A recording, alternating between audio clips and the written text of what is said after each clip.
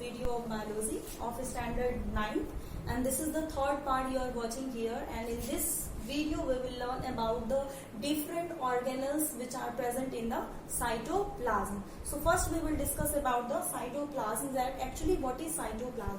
Actually cytoplasm in any cell, the living material which is present inside the plasma membrane, that is known as cytoplasm. Cytoplasm is the liquid matrix which is present inside the cell and in which all the cell organelles are present. किसी भी cell के अंदर का जो matrix होता है, liquid background material होता है, फ्लूइड सब्सटेंस होता है, जिसके अंदर सारे सेल ऑर्गेनल्स प्रेजेंट होते हैं, like endoplasmic reticulum, mitochondria, Golgi apparatus, ribosomes, ये सारे जो ऑर्गेनल होते हैं जो सेल के अंदर प्रेजेंट होते हैं, तो कहाँ प्रेजेंट होते हैं? इस साइटोप्लाज्म के अंदर प्रेजेंट होते हैं. और इस साइटोप्लाज्म का जो मेन फंक्शन होता है वो सारे सेल ऑर्गेनल को के अंदर का जो मटेरियल्स होता है वो एक दूसरे को ट्रांसपोर्ट करने का, या फिर मेटाबॉलिक एक्टिविटीज जितनी भी होती है सब इस साइटोप्लाज्म में होती है.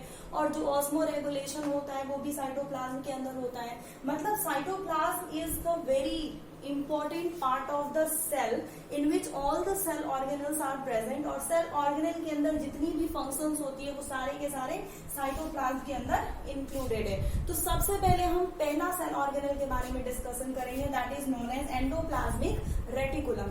Actually endoplasmic reticulum is present both in prokaryotes and eukaryotes. Mostly ये यूकैरियोट्स में प्रेजेंट होते हैं, प्रोकैरियोट्स कुछ ही प्रोकैरियोट्स में प्रेजेंट होते हैं. और एंडोप्लाज्मिक रेटिकुलम जो होता है वो क्या करता है, एक्चुअली एक तरीके से न्यूक्लियस से कनेक्टेड होता है. अगर सेल में उसकी बात की जाए, if you see in the diagram of a plant cell और एनिमल सेल, तो जो न्यूक्लियस होता है वो न्यूक्लियस से कनेक्टेड होता है एंडोप्लाज्मिक रेटिकुलम. एंडोप्लाज्मिक रेटिकुलम का एक पार्ट न्यूक्लियस से कनेक्टेड होता है और दूसरा पार्ट उसका रफ होता है जो कि न्यूक्लियस से कनेक्टेड नहीं होता है. Means endoplasmic reticulum have two parts, smooth endoplasmic reticulum and rough endoplasmic reticulum. Smooth endoplasmic reticulum इसलिए बोला जाता है because it does not have a ribosomes attach on its surface. ये जो होते हैं एक्चुअली स्मूथ एंडोप्लाज्मिक रेटिकुलम के ऊपर एक स्पोर छोटा छोटा स्ट्रक्चर होता है, वो प्रेजेंट नहीं होता, एकदम स्मूथ होता है, इसीलिए उसको स्मूथ कहा जाता है. और रफ वाला जो एंडोप्लाज्मिक रेटिकुलम होता है उसके ऊपर छोटे छोटे स्मॉल पोर लाइक स्ट्रक्चर होते हैं जिसे हम राइबोसोम्स बोलते हैं. ये इसके ऊपर अटैच होते हैं और ये राइबोसोम्स, न्यूक्लियस में मैंने बताया था कि जब भी राइबोसोम्स की बात की जाए it means there is the synthesis of protein, और जब भी प्रोटीन की बात की जाए it means there is the synthesis of ribosome. मतलब कि अगर स्मूथ एंडोप्लाज्मिक रेटिकुलम के फंक्शंस के बारे में बात की जाए तो it helps in the preparation of lipid, और you can say manufacturing of lipid. And rough endoplasmic reticulum synthesize the protein.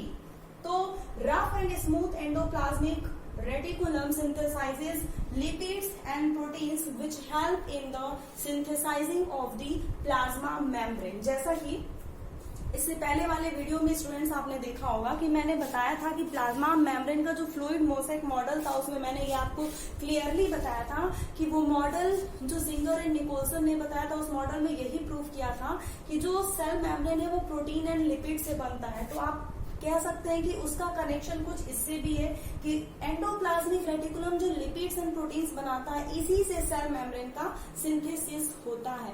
और इसीलिए एंडोप्लाज्मिक रेटिकुलम का एक और फंक्शन हो गया कि वो मेम्ब्रेन बायोजेनेसिस का काम करता है.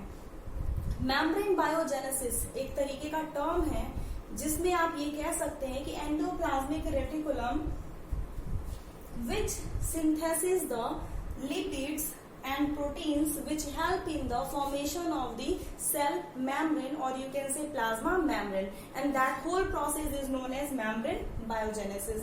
तो एंडोप्लाज्मिक रेटिकुलम का अगर पहला फंक्शन कहा जाए तो ये कह सकते हैं कि ये सेल को फ्रेमवर्क प्रोवाइड करता है, एक स्ट्रक्चर प्रोवाइड करता है.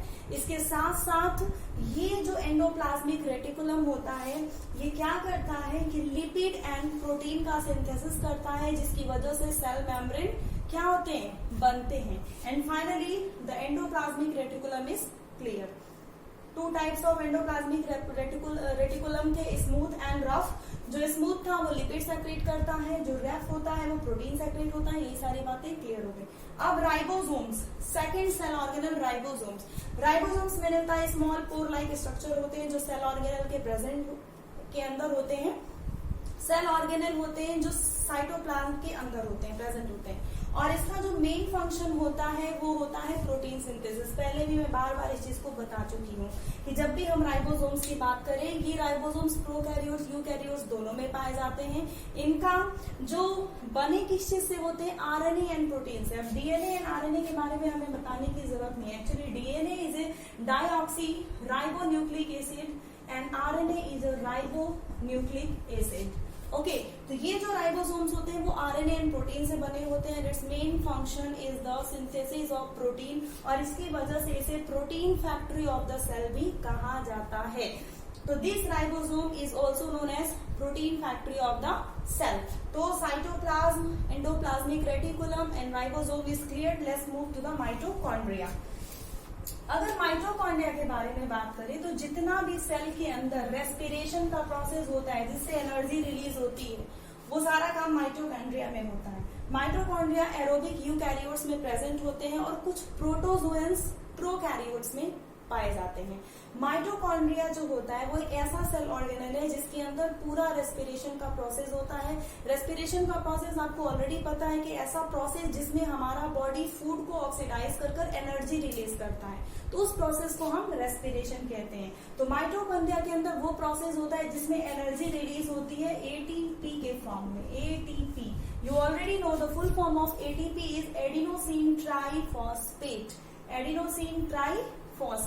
तो एटीपी के फॉर्म में माइटोकॉन्ड्रिया के अंदर एनर्जी रिलीज होती है, और इसीलिए माइटोकॉन्ड्रिया को power house of the cell भी बोला जाता है। एक सिंपल तरीके से अगर माइटोकॉन्ड्रिया के बारे में बात करते हैं तो माइटोकॉन्ड्रिया में सिंपल सी बात है कि ये power house of the cell होता है, क्योंकि ये पावर रिलीज करता है। कैसे पावर रिलीज करेगा? तो एनर्जी सिंथेसाइज करेगा।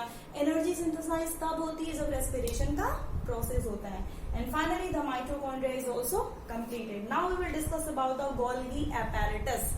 ये जो गोल्गी apparatus है, ये प्लांट में इसको डिक्टियोसोम्स बोला जाता है, क्योंकि जो गोल्गी apparatus जिसको गोल्गी बॉडीज भी बोला जाता है, प्लांट्स में कई सारा छोटा छोटा नंबर में प्रेजेंट होता है, पर एनिमल में एक ही होता है। ठीक है, तो प्लांट में इसको डिक्टियोसोम्स के नाम से जाना जाता है और एनिमल में गोल्गी apparatus से।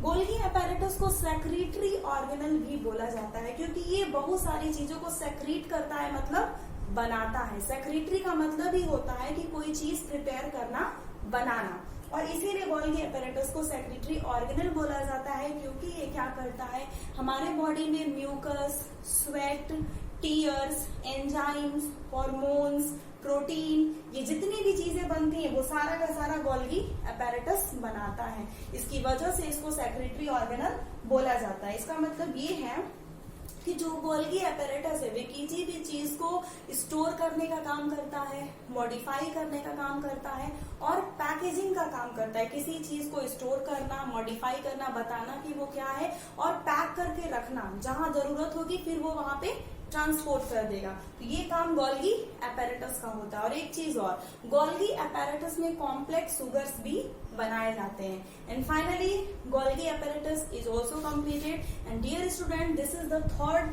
Part of the biology video of chapter 1 of standard 9। ये थर्ड पार्ट है, आप अच्छे से इसको देखिए, एंजॉय करिए। और अगर इस वीडियो को देखने के बाद भी अगर आपको डाउट्स हुआ तो please watch the video again and again and ask me questions if you have any doubt. Thank you students. Goodbye.